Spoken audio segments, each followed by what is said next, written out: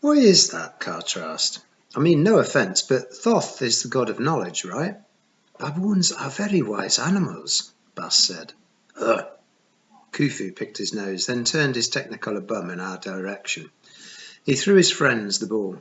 They began to fight over it, showing one another their fangs and slapping their heads. Wise? I asked.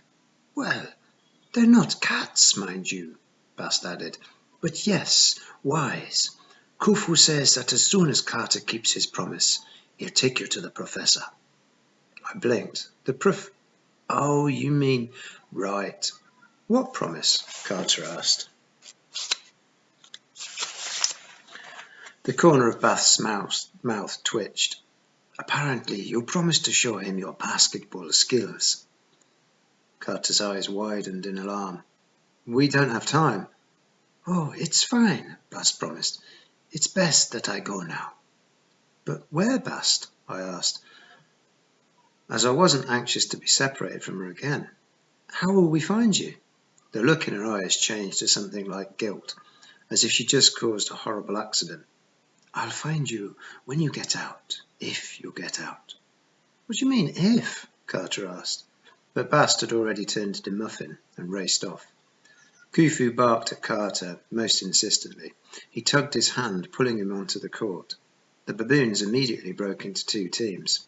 Half took off their jerseys, half left them on. Carter sadly was on the no-jersey team, and Khufu helped him pull his shirt off, exposing his bony chest. The teams began to play. Now I know nothing about basketball, but I'm fairly sure one isn't supposed to trip over one's shoes, or catch a pass with one's forehead, or dribble, is that the word, with both hands as if petting a possibly rabid dog. But that is exactly the way Carter played. The baboons simply ran over him. Quite literally. They scored basket after basket as Carter staggered back and forth, getting hit with the ball whenever it came close to him, tripping over the monkey limbs until he was so dizzy he turned in a circle and fell over. The baboons stopped playing and watched him in disbelief. Carter lay in the middle of the court, covered in sweat and panting. The other baboons looked at Khufu. It was quite obvious what they were thinking. Who invited this human? Khufu covered his eyes in shame. Carter, I said with glee, all that talk about basketball and the Lakers and you're absolute rubbish, beaten by monkeys. He groaned miserably. It was Dad's favourite game. I stared at him. Dad's favourite game. God, why hadn't that occurred to me?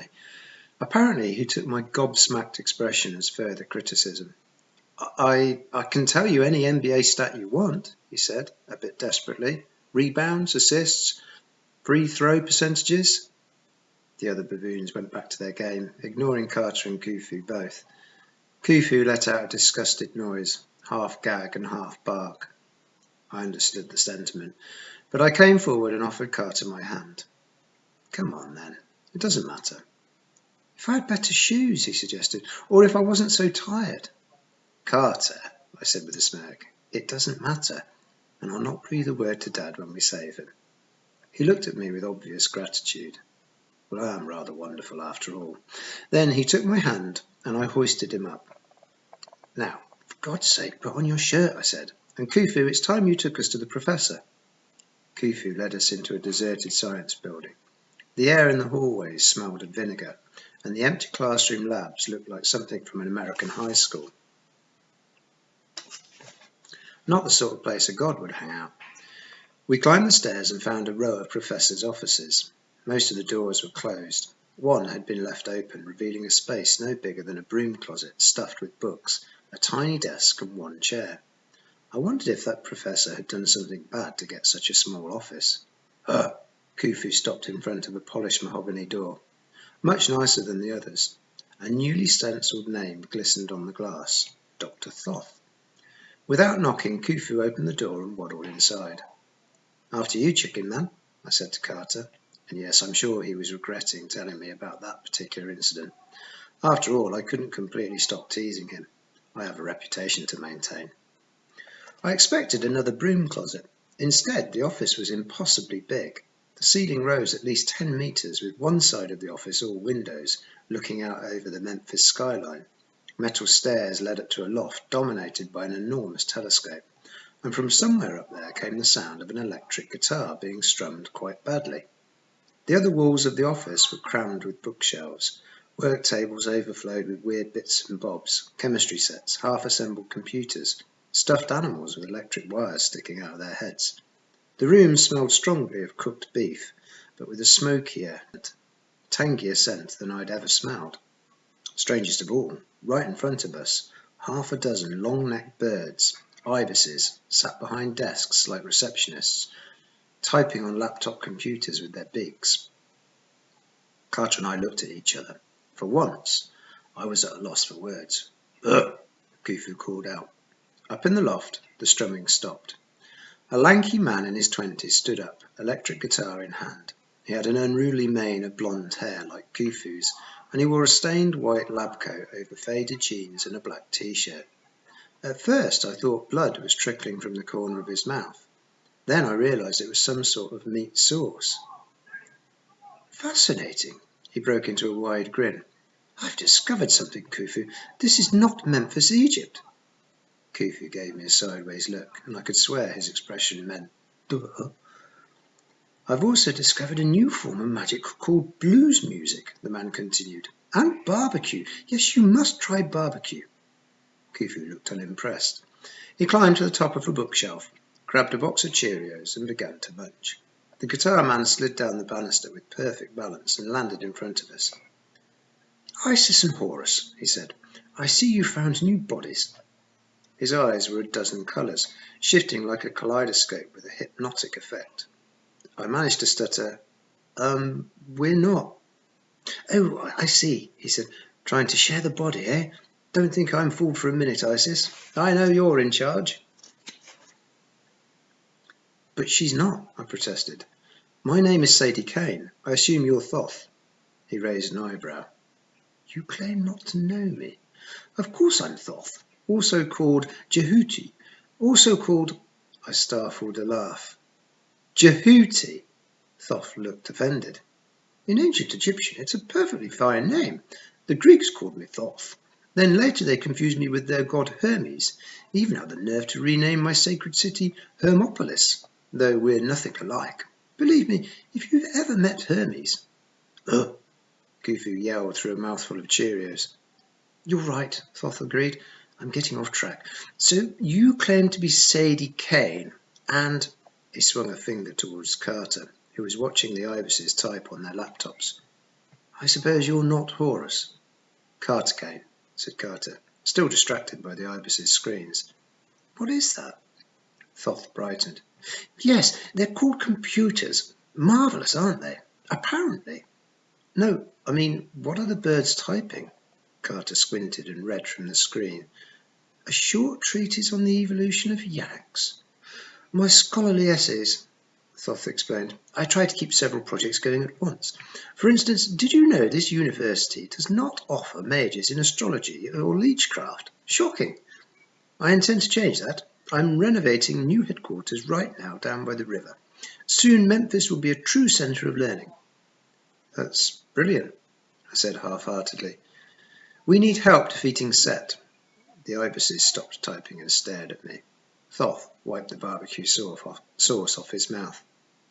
"You have the nerve to ask this after last time?" "Last time?" I repeated. "I have the account here somewhere." Thoth patted the pockets of his lab coat. He pulled out a rumpled piece of paper and read it. "No, grocery list." He tossed it over his shoulder. As soon as the paper hit the floor, it became a loaf of wheat bread, a jug of milk, and a six-pack of Mountain Dew. Thoth checked his sleeves. I realized the stains on his coat were smeared words, printed in every language. The stains moved and changed, forming hieroglyphics.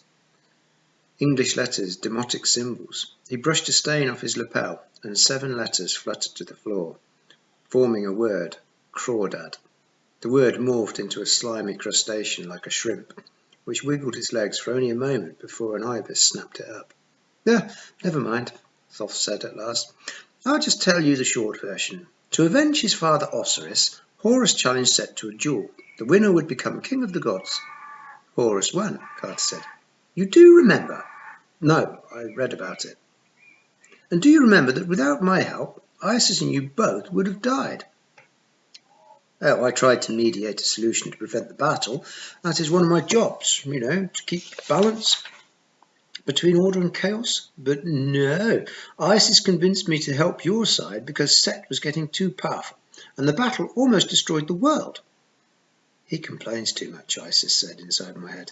It wasn't so bad. No? Thoth demanded, and I got the feeling he could hear her voice as well as I could. Set stabbed out Horus's eye.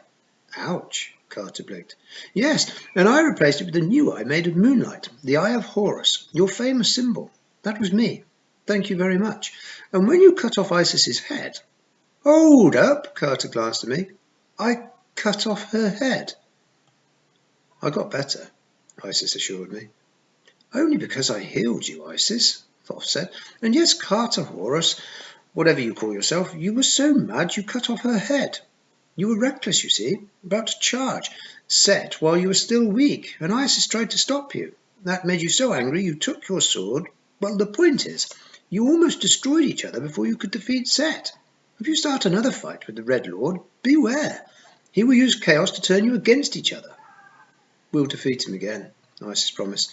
Thoth is just jealous. Shut up, Thoth and I said at the same time. He looked at me with surprise. So, Sadie, you are trying to stay in control.